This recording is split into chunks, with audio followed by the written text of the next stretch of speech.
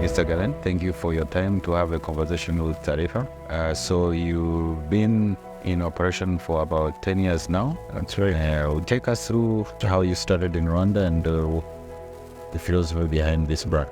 Well, I have to go back to before I was here. I was first in Morocco, and I did a program called the Peace Corps.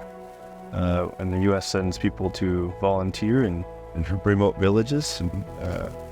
And so the cool thing about the program is you learn a local language very well. So I learned Berber. And then the difficult part about it is you have to raise your own funds, your own financing if you want to do any projects. So I went out and tried to raise money for some of the projects I wanted to do.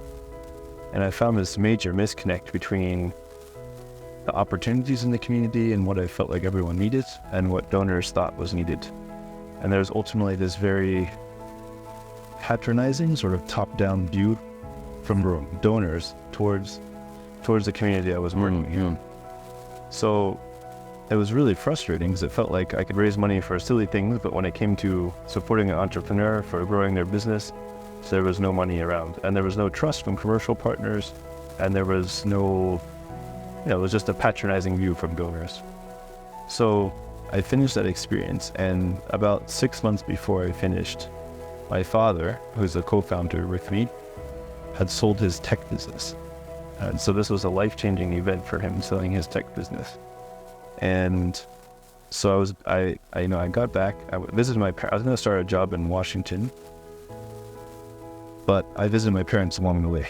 And I talked to my dad, and he said, well, once I expressed this frustration to him and what I felt like was the opportunity to somehow work with local businesses in areas where everybody's overlooking them or patronizing them or not seeing them as, real business partners. And he agreed to invest in trying something out. So we launched 3 franchises in Congo, Rwanda, and Uganda altogether in 2013. All 3 of the franchises failed. I think initially we didn't really have the Jibu model down. We didn't have the tap model. We didn't have the brand. We didn't have all that stuff. And I was too eager to make it a locally owned business before I even had a business to sell in the first place as a franchise. So we bought the business back from our first partner in Rwanda, and then we ran it as a company-owned franchise for a year. This was in 2014. And it was during that period of running the franchise directly and going door to door, talking about what people wanted and, the expectations, that we established the Jibu model as it is today. So the 20-liter tap bottle, Jibu brand, all these things came about from that time in Kigali. The first launch was in Chimironko, not far from the stadium. So the name Jibu, actually, before I did the Peace Corps, I worked in Goma in DR Congo.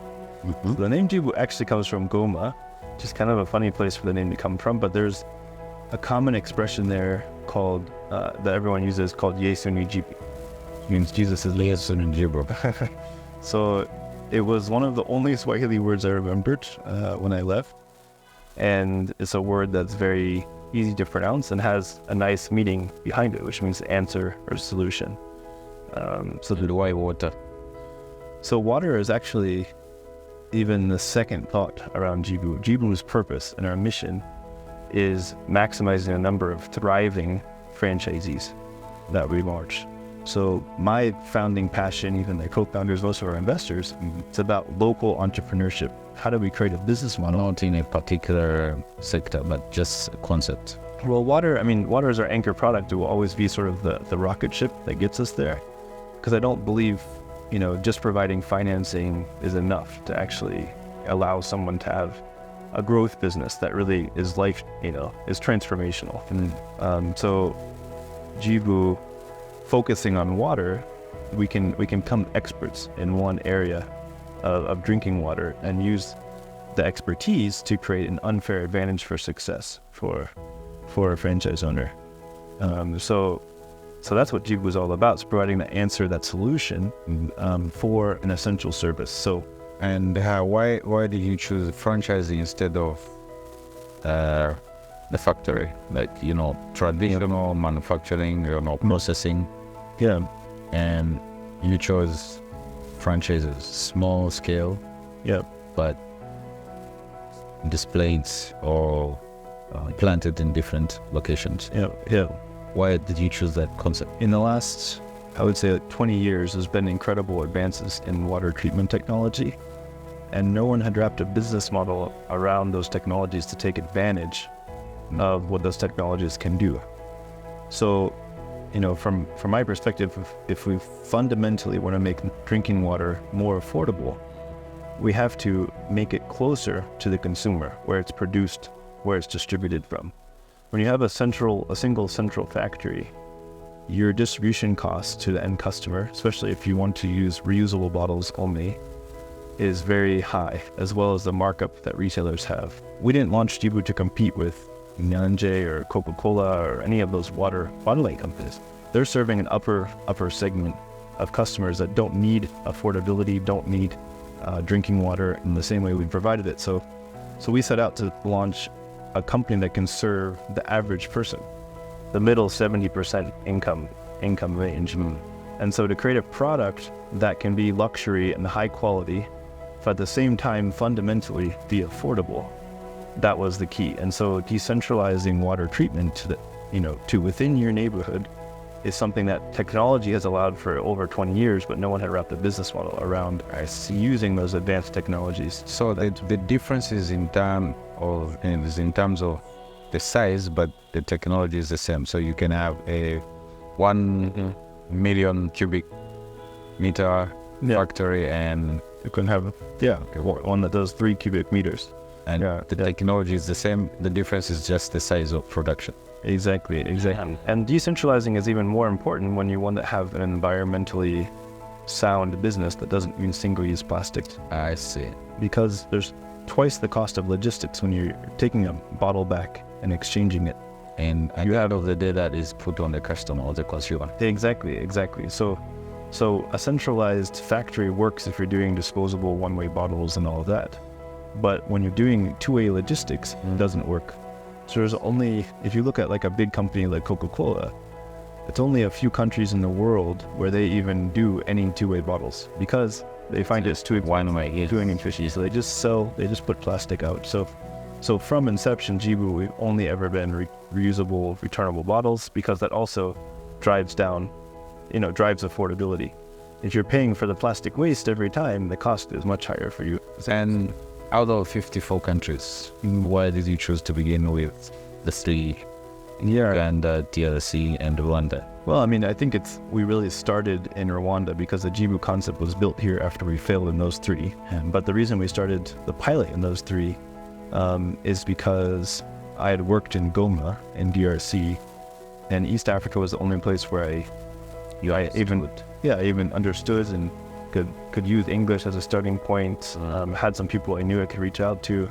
So, the starting point was, can I find a partner that wants to partner with us to do this? And this was the only area where I knew people to start. So, and you managed to convince your dad to be a partner. And what the initial investment and what did you allocate in Rwanda? Yeah, so initially we invested a small amount for the pilot, and then we had to invest more to buy it back from the first partner. But since then, we've invested about $7 million in Jibu Rwanda. We've never taken a single dollar out of Jibu Rwanda. All of the earnings we reinvest in growth and in Jibu, in technology and operations and all of that. So we've never repatriated funds, even though we've raised money from equity investors and debt investors and all of that, but we've never, it's not good to say it for their sake, but we've never paid anybody back. We've only been focusing on growing the business and reinvesting all of the earnings. If somebody wanted to buy Jibu Rwanda today, what would be the value? What would you ask for? It's a good question. Imagine it would probably be somewhere around, and it's a tough question to answer off the top, but probably between 25 to 35 million. Give us some numbers. How many franchises so far now, and employees, directly and indirectly? Yeah, we have 60 production franchises. 60. 60, covering Kigali and then every major urban area. And then they service about 4,000 retail points. Wow. And they employ about 750 people across as full-time employees directly of franchise owners. And when you look at the volume of water produced, maybe I shouldn't disclose, but that is a large amount. We're the largest. We're about twice as big as the second biggest drinking water. I see. And do you know how many people you like on average, like let's say maybe you would say market share of water consumption? So in top franchise territories, there's about 40% of the addressable market that's consuming Jibu daily. 40%. About 40%. When you look at demographic, is it largely urban or rural? It's largely urban. Smells like urban. So that's in top performing areas. In the lower performing ends, it's around 7 or 8%. So it's that range of 7 to 8%. Do you want to do water? No, we now do LPG as well, and porridge, fortified porridge. Porridge and gas. Interesting. They seem kind same of like concept or something different? It's the same concept. So for LPG, again, our view is how can we create an affordable luxury product that everyone can access by leveraging the power of local business ownership. And so LPG, right now, the cylinder goes to your home, and then the empty has to go back to a central factory and then be refilled and then brought. At the same time, there's been incredible advances in LPG refilling technology. So you even see some countries in the world like Turkey. So at the moment you refill? So at the moment, we're not yet refilling, but we're launching LPG franchises. I see. So a franchise owner can actually be responsible for refilling the cylinders, and then we'll just in bulk provide LPG on site. So drive down the cost of LPG substantially. That means a customer will bring their cylinder and purchase gas according to their whatever they have in their pocket. Exactly. Oh, that's interesting. They can purchase 1 kg. So there's no mandatory particular volume, let's say 6, 12, 20, no. Can buy, whatever they have available. Buy as you can. Exactly. And when is that starting? Well, we have like a scale issue. We've already imported the system. We've had it approved by Rwanda, but we need RSB to approve our scale. That's the only remaining part. That's the only remaining part. Interesting. So, and we have some large investors, a large Japanese LPG company. That's a different investment you're putting in. That's different investment. How big? How big is it? We're looking at about 3 to 4 million that we'll do initially on an LPG pilot. Yeah. What about porridge? So porridge, we initially launched thinking that we could do fortification businesses, and that you could bring any type of cereal or porridge and have it fortified, because typically, And production will be where? Here? And production, here. Well, only local. We do. I mean, when you think of like the Jibu brand, it's local. It's local. It's a local business and doing local manufacturing. Local manufacturing. Yeah. And so far you have a footprint of about, say, in Ghana, Uganda, Rwanda, Congo, Tanzania, right? Yeah. Where else? Burundi, Zambia, Ghana. How has been your experience in Rwanda? As now speaking as an investor. Yeah. Well, I am constantly advocating around the world for Rwanda. We, like I mentioned in the beginning, we tried to launch in 3 different countries at the same time, and now we operate in 8 countries, the same business model. So we get a kind of a perfect case study of what's it like to do business in each country side by side. In Rwanda, we can focus on the business. We get to focus on the business, on the customers, on pleasing customers, on improving the business, because we're not worried about all these other things that don't work. Such as corruption, such as theft happening, such as bad, controls. And of course, there's not like everything's totally perfect in Rwanda, but compared to Uganda, Kenya, Tanzania, what we find, incredibly more efficient, much higher level of transparency. It's just, I never took those rankings like from World Bank and stuff seriously. You know, they have like these rankings like ease of doing business, run all this by experience. Yeah, exactly. What you go through. But now when I look at them, I'm like, okay, when they say ease of doing business, the ease of doing business actually is a real difference as far as how the system is set up here compared to other places. Are you not just painting a good picture? No, I'm serious. This is what I say to everyone. And in fact, you know, Jibu's had a challenge in the last year with a new regulator here.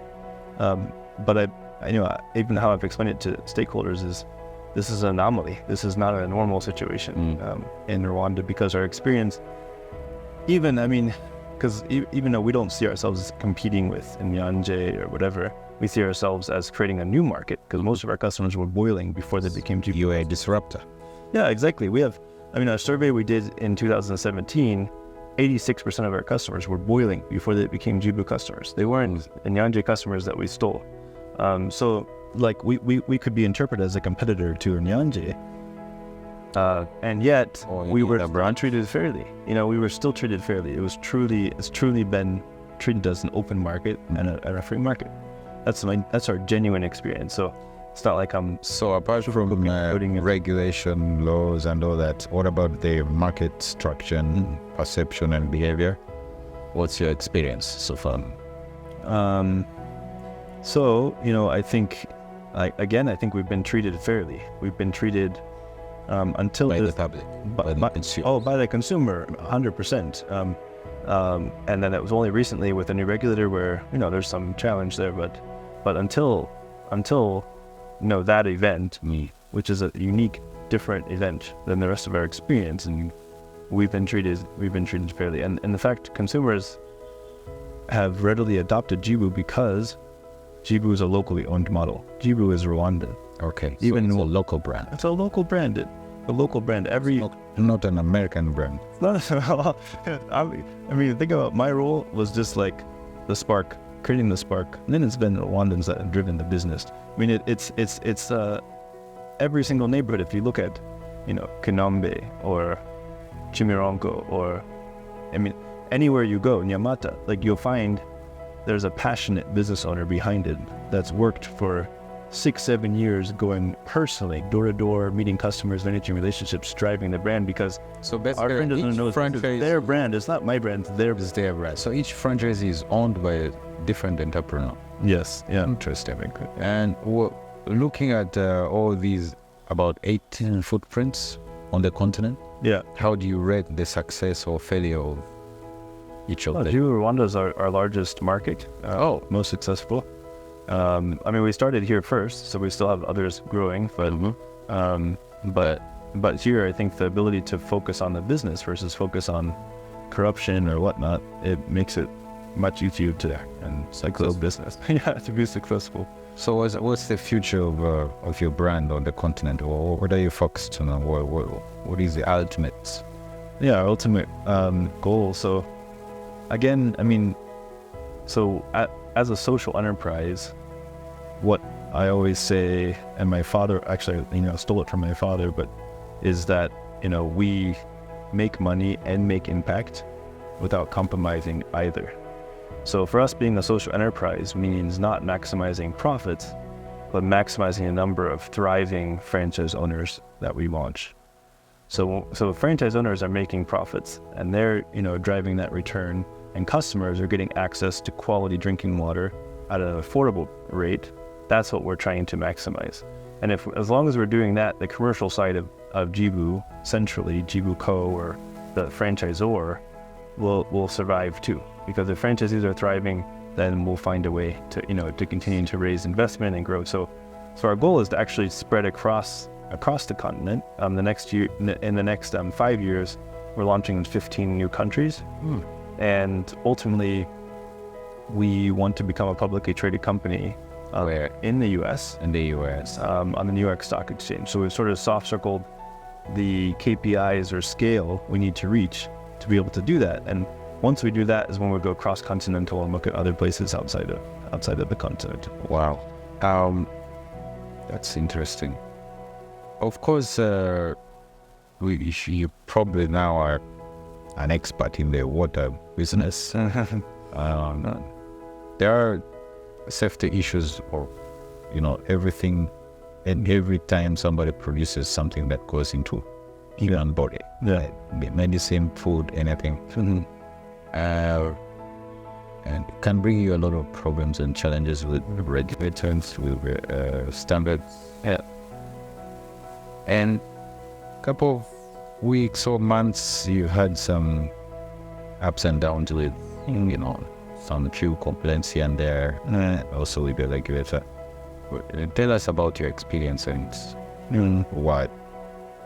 can you reassure your consumers regarding safety? So from day one, when we launch a franchise or when we train staff coming in, the number one job is water quality. And we've structured the whole business around ensuring water quality. So we have, of course, the back you'll just give me.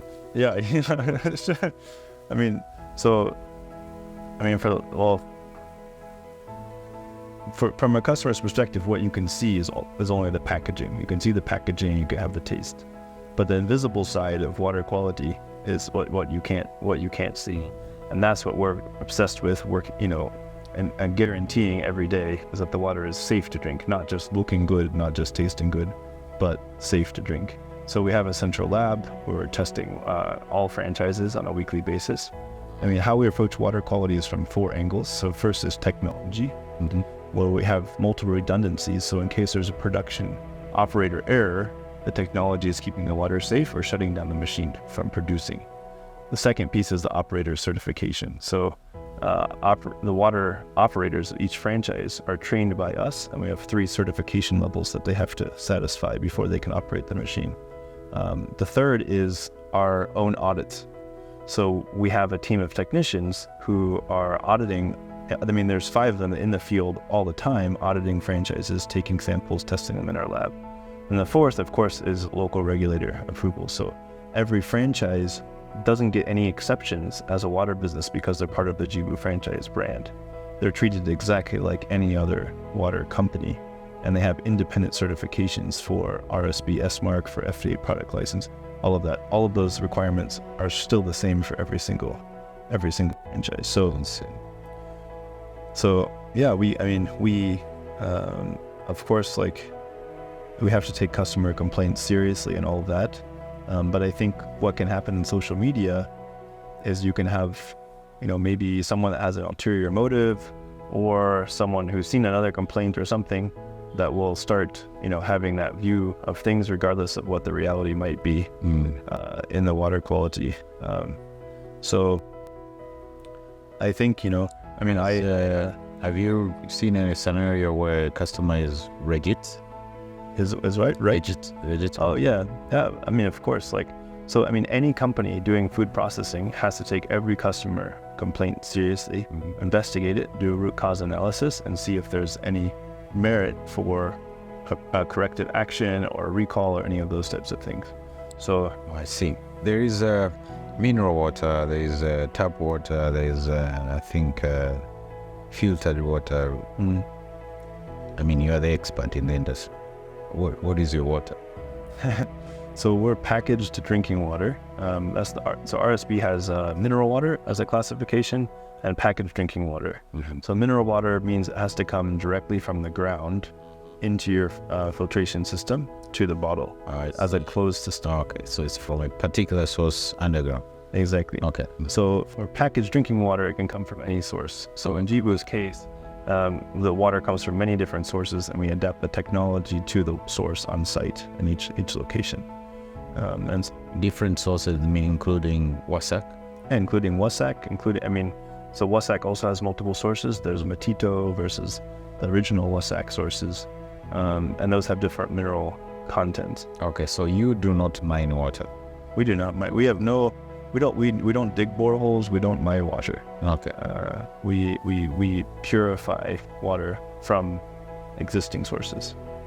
From a business standpoint, Is this a successful business, and do you see future in it? Absolutely. I think it's just the beginning for Jibu, and